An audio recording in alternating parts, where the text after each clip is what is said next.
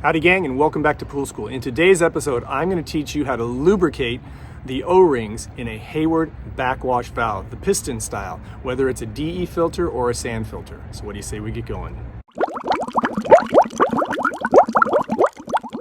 Alrighty, before we get started, I want to thank you once again for watching. Remind you to like this video if you do, subscribe to my channel if you haven't done so already, and please share my channel with everyone you know who owns a pool. Okay, so you have a Hayward sand or DE filter with a piston style backwash valve, okay? And from time to time, you're gonna need to lubricate the O-rings. And people ask me all the time, well, how often should I do it? What's the time frame? And my answer is, it's not really based on time frame, it's based on feel. So let's say you have a backwash valve, it's operating really smoothly and everything's great and the piston goes up and down and the handle twists real easy. That's your guideline.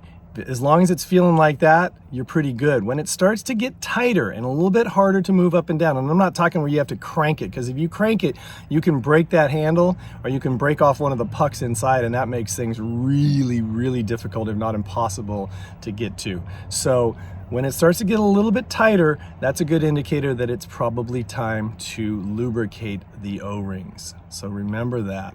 It's more based on feel than a matter of time.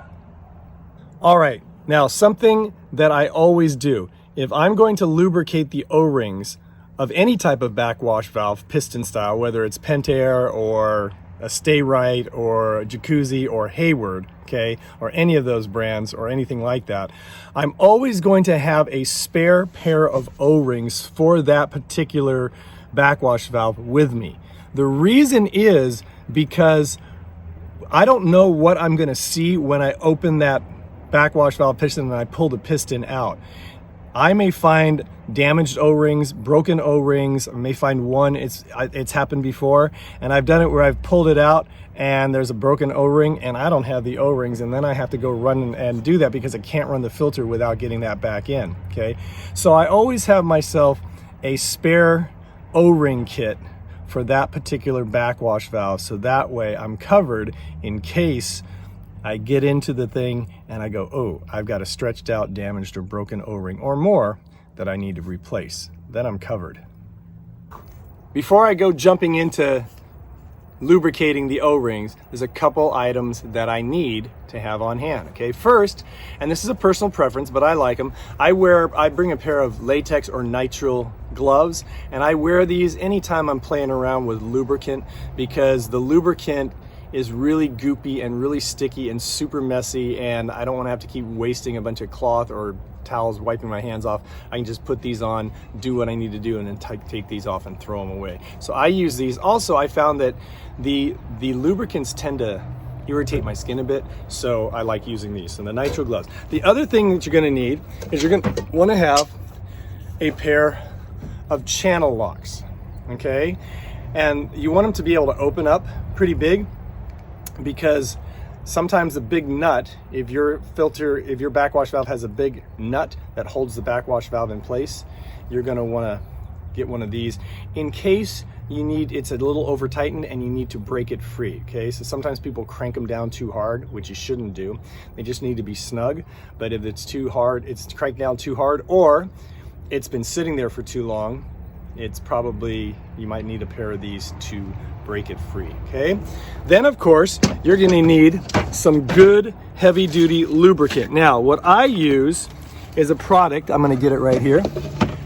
This is my favorite.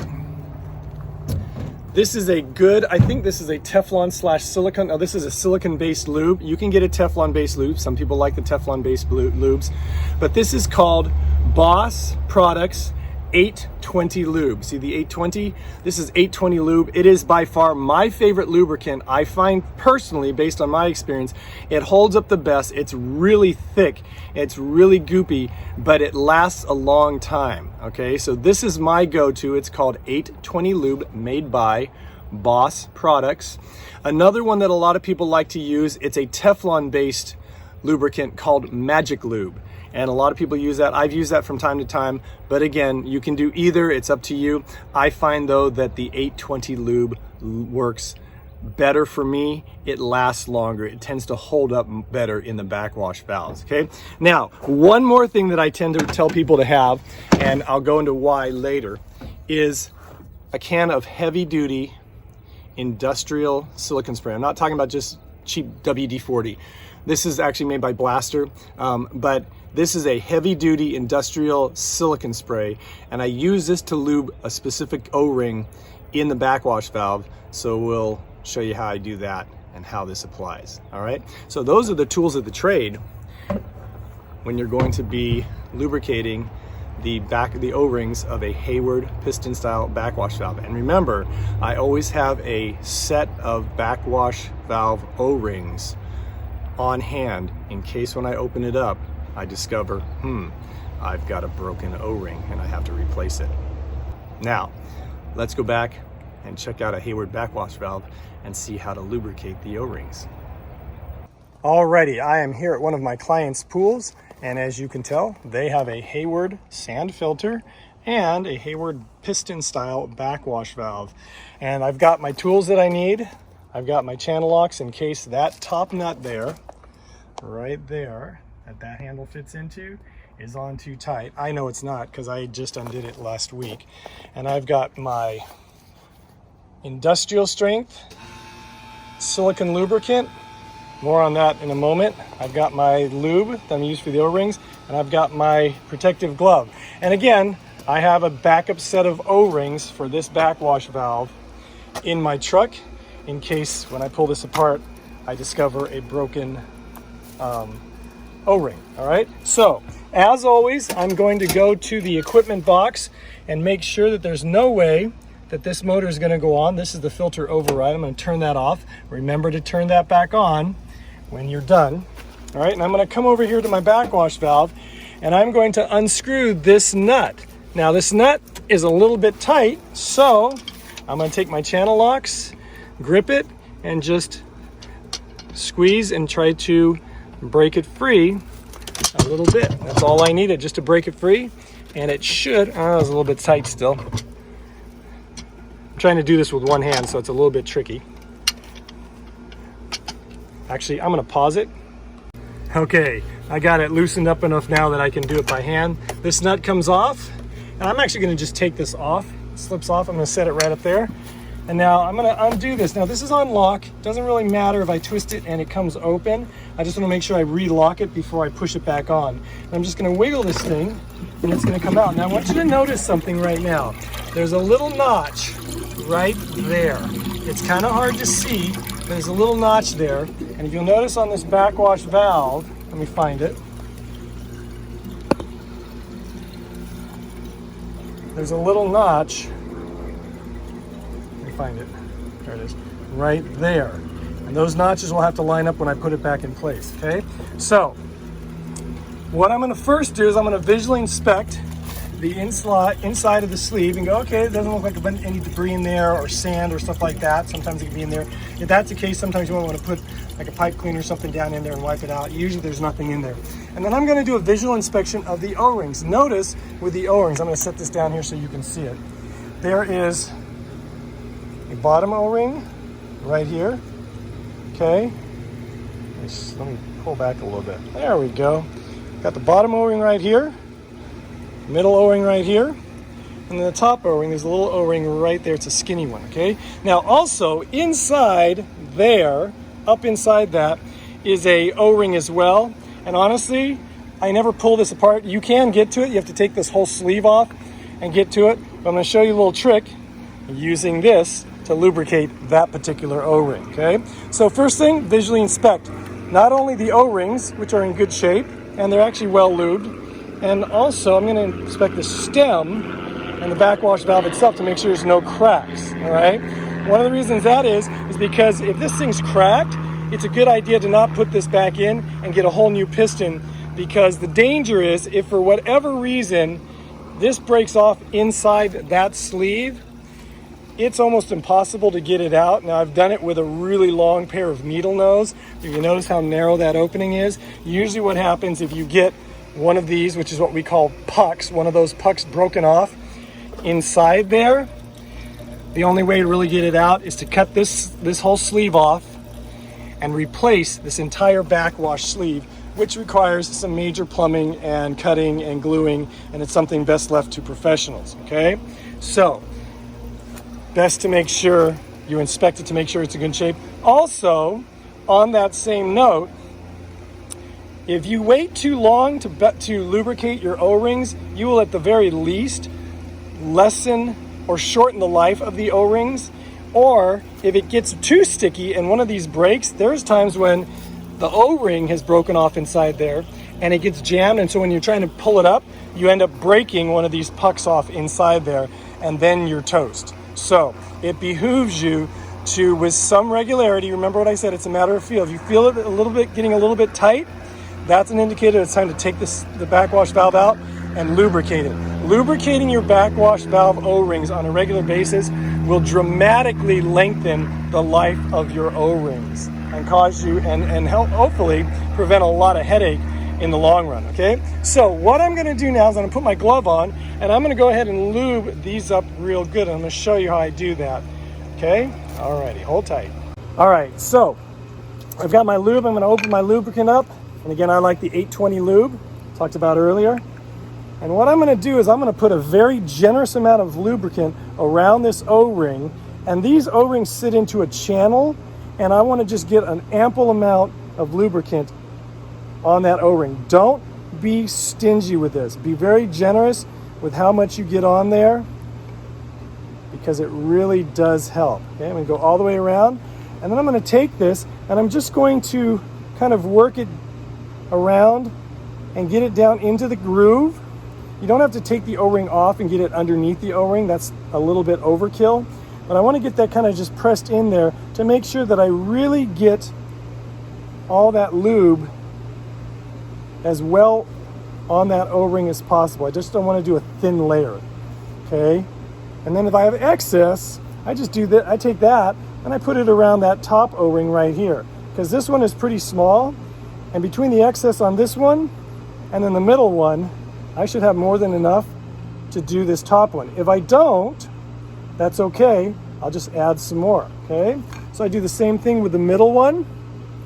Put a generous amount. And notice that's a pretty big bead that I'm putting on there. All right, get all the way around. And then I work it in. And again, if I have excess, I'll just wipe it off on a towel or a paper towel or a rag or something.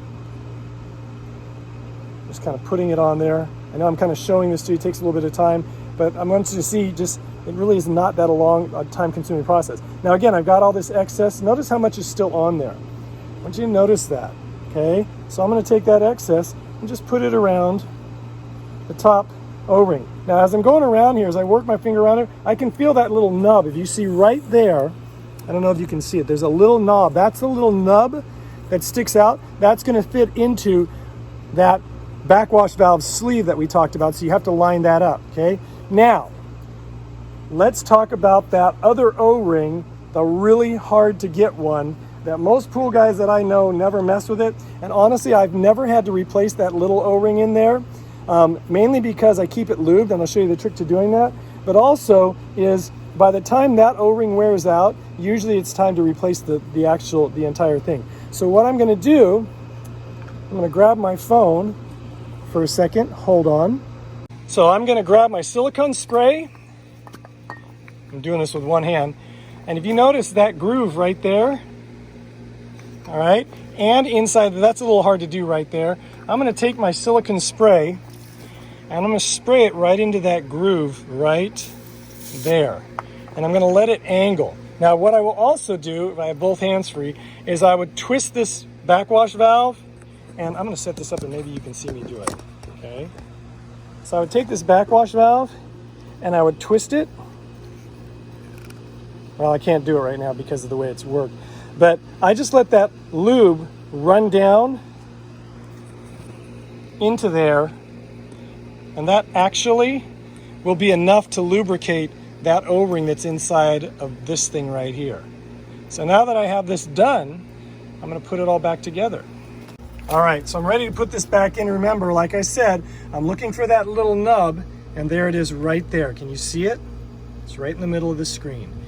And the notch that it goes into is right there at the bottom of the screen in the middle as well. So I want to line those up so those fit in. You notice if I push it down in, okay, actually this is unlocked now that it's open.